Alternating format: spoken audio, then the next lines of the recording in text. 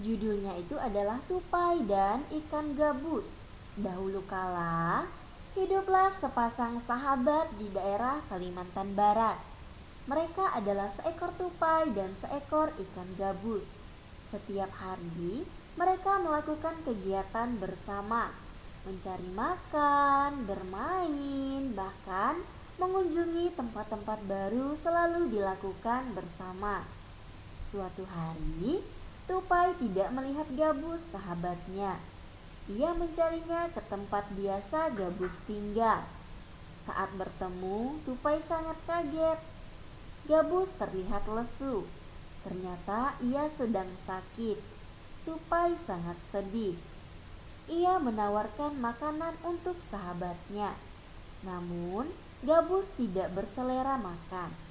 Gabus hanya ingin Gabus hanya menginginkan suatu jenis makanan yang diyakininya dapat menyembuhkan penyakitnya.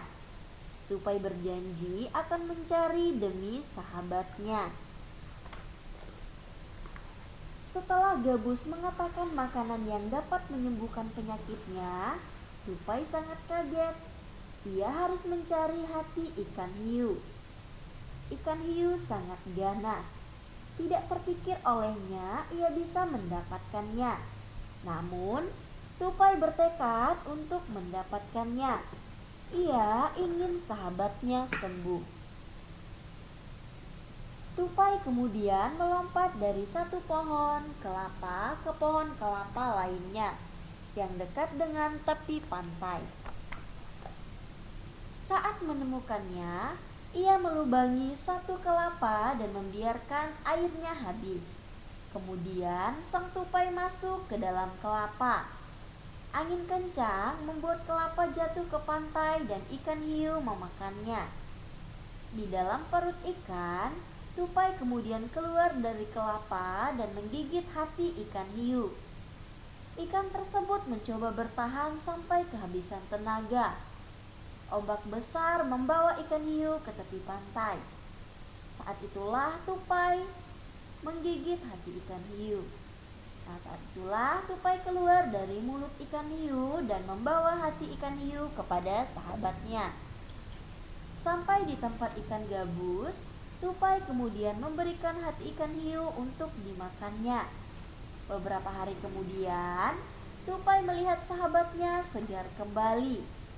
Betapa senangnya tupai melihat ikan gabus sehat seperti sedia kala. Nah, anak-anak, ini tadi adalah sebuah dongeng, ya, disadur dari dongeng dan cerita rakyat Nusantara paling melegenda, yaitu Ajeng Restiani. Nah, anak-anak, tadi Ibu Guru sudah membacakan dongeng tentang siapa? Tentang tupai dan si ikan gabus. Nah, di sini berdasarkan cerita tersebut, temukan unsur-unsur cerita yang ada dan tuliskan pada kolom berikut. Nah, tugas kalian di rumah, kalian kerjakan di buku latihannya. Ya, kalian buat dulu ya bagan seperti yang ada pada halaman 96. Di situ ada judul, ada tokoh, ada sifat tokoh, ada tempat, awal cerita, kemudian akhir cerita, dan yang terakhir ada pesan moral. Ya, sebelum kalian mengisinya, kalian baca terlebih dahulu dongengnya. Kemudian setelah itu baru kalian buat gambarnya seperti yang ada pada halaman 96. Setelah kalian gambar, baru kalian apa? Kalian tulis judulnya apa, kemudian tokohnya siapa, sifat dalam tokoh seperti apa, sampai kepada pesan moral yang ada dalam dongeng tersebut. Ya, nah nanti anak-anak untuk yang sesi kedua ya, kalian nanti akan kumpulkan pada hari Selasa. Ya. Nah, itu tugasnya. Nanti kalau misalnya ada yang tidak jelas atau kalian belum paham, kalian bisa tanyakan lewat chat. Nah, oke, yang selanjutnya.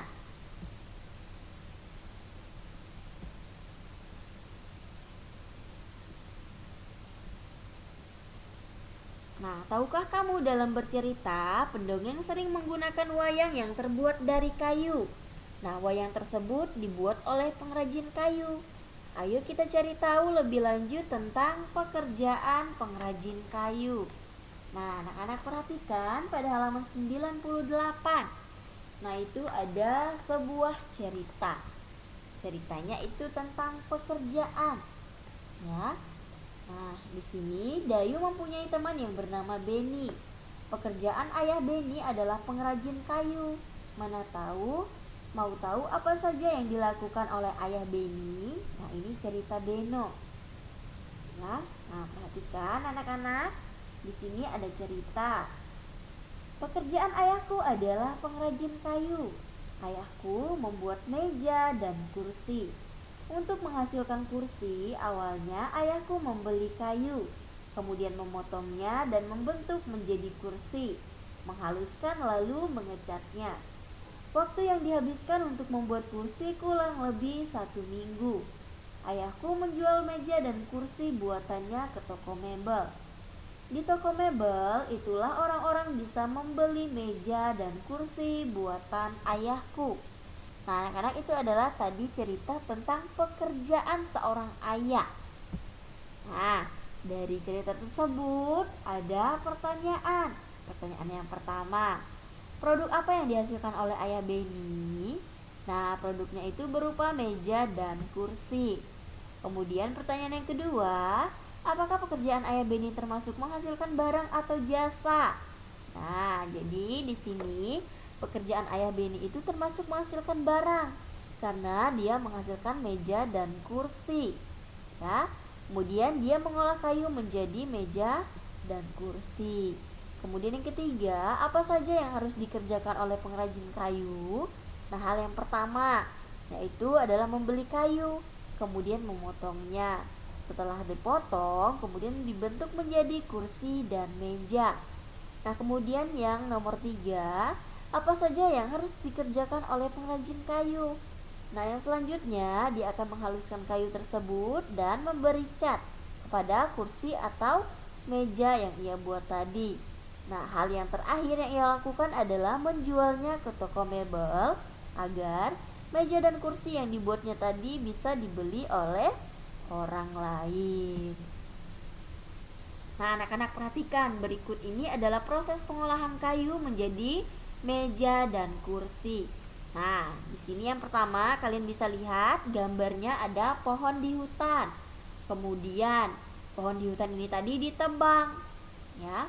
Setelah itu akan diangkut menggunakan misalnya, nah ini misalnya truk, ya. Ini adalah truk pengangkut kayu, ya. Nah, kayu ini tadi diangkut ke kota.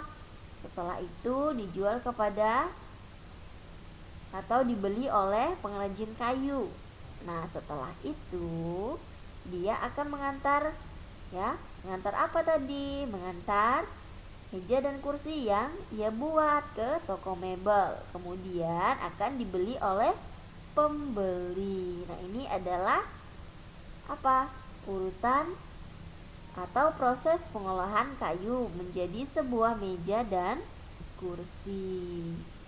Nah, anak-anak, kemudian di halaman berikutnya kalian perhatikan lagi. Nah, di halaman berikutnya itu ada apa? Perhatikan, ini ada sebuah apa ya? Siapa yang tahu ini gambar apa? Sebuah gambar peta.